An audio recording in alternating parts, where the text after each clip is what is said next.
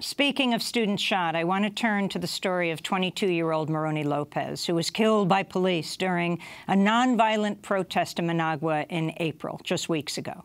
Moroni was linking arms with other demonstrators to form a human chain when he was shot and killed by the police. A series of videos capture the final moments of his life.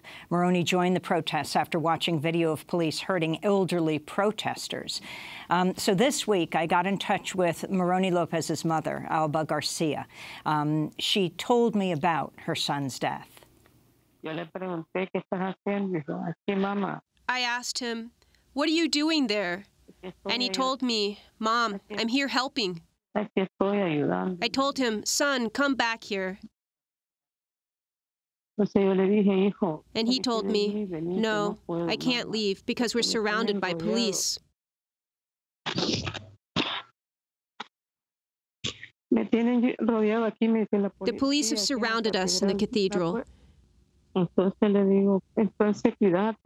I told him, "Please be careful, be very careful," because I had a premonition, and I couldn't finish talking to him because there was a big explosion. I don't know if there were shots or what, but we got cut off.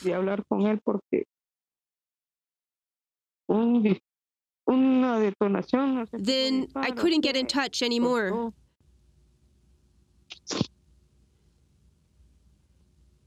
A half hour later, I got a phone call telling me, "Your son is wounded." And I asked them, "Are you sure he's only wounded?"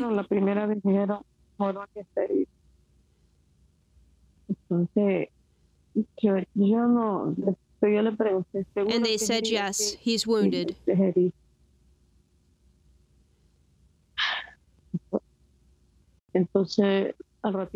10 minutes later, I got another phone call because he died at 3 p.m.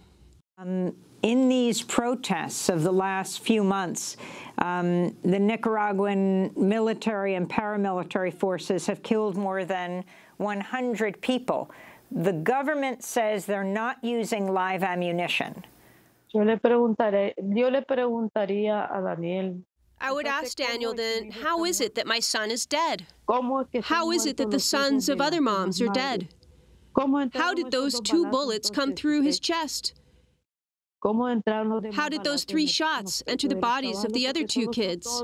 Because there were 3 shots that were right on target. 2 in the chest and 1 in the neck, 1 in the head. They're not going to do that with handmade mortars. That's false. How is it that more kids are dying? And how is it that the people who disappear return dead with signs of being tortured, without eyes, without teeth, with their bones broken? Who's doing that then? I would like Nicaragua, the country that is crying, to explain to me why this is happening. Explain to me, how is it possible then that my son left alive and now he's dead? That's Alba Garcia. We reached her at her home in Ciudad Sandino, speaking about the death of her son, 22-year-old English student Moroni Lopez in Managua. She had told him, "Don't go out." But when he saw the older people who were protesting, he said he wanted to go out and be with them. Steve Hellinger, you're president of the Development Gap. You've lived and worked in Nicaragua for a long time in solidarity with the Sandinistas. Your thoughts as you listen to what is taking place and you follow it?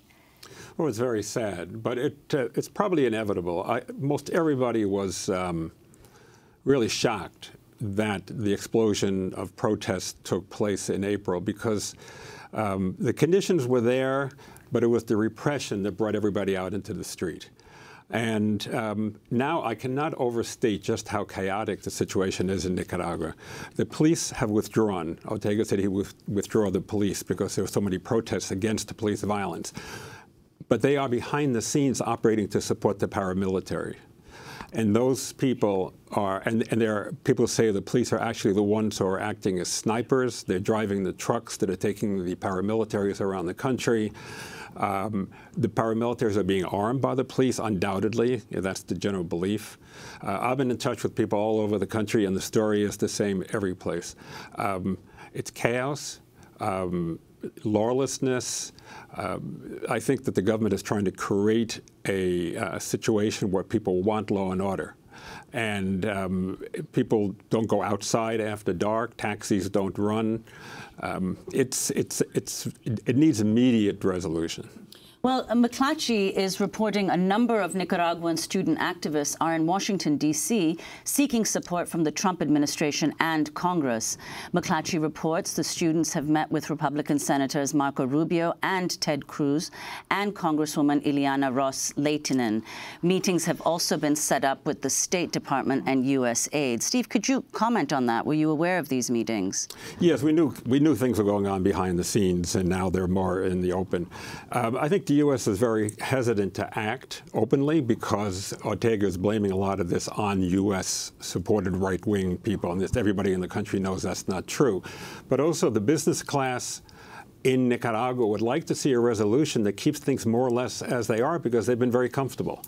And so far, however, what is being proposed by the OAS and in a joint U.S.-Nicaraguan statement, as Alejandro said, is far from what is needed. Maybe 3 months ago, that would have been fine. Now, people are dying every day, and they need immediate help. Monica Lopez Baltodano, your mother was a fighter with the Sandinista Liberation Front. Can you talk about what the students are demanding now, your thoughts on them coming to meet with Republicans in Congress and appealing to the Trump administration, and what you think is going to happen now in Nicaragua? Yeah, the people on the streets are not appealing to any force outside from our own. We are quite clear that the strength of this struggle is on the streets and on the organization of people in the streets. Of course, it's relevant to make everyone outside Nicaragua understand the level of hate the government is portraying against Nicaraguans' population, the level of violence, the use of mechanisms that are unseen for my generation. Most of the youth that is outside, it could be called grandchildren of Nicaragua's revolution. Most of them were born in the 90s.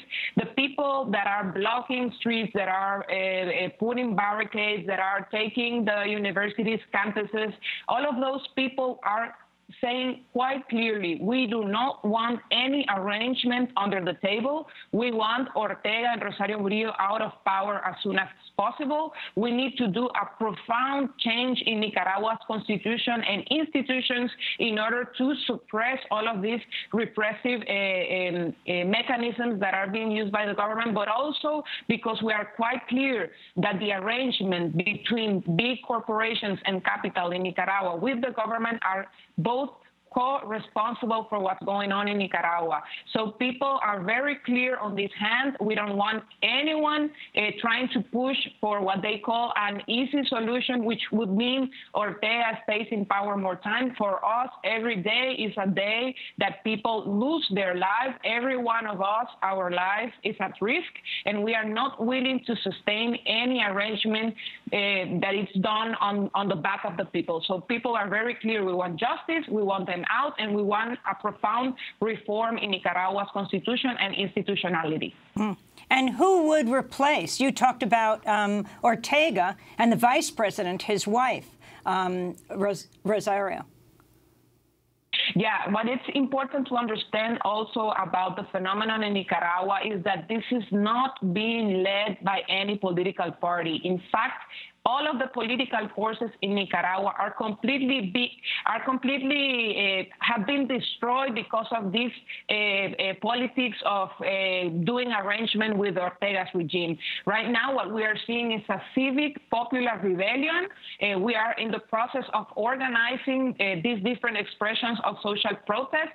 We are claiming quite clearly that in the process of defining who will be in this provisional government board, there should be a clear representation of the people on the streets, but also the fact that if in the process of organizing new elections, we need to have the possibility of people joining the electoral process without representing political parties, because Nicaragua population does not back up any of those political parties. Monica Lopez Boltadano, we want to thank you very much for being with us, human rights activist on the ground in Managua. Former Nicaraguan ambassador to the UN, Alejandro Bandanya, speaking to us from Abuja, Nigeria, where he's visiting, and Stephen Hellinger here in New York at the Development Gap for Alternative Policies. This is Democracy Now! When we come back, we're going to Mexico City to hear about a stunning judicial decision to throw out the investigation done of the 43 missing Ayotzinapa students. Stay with us.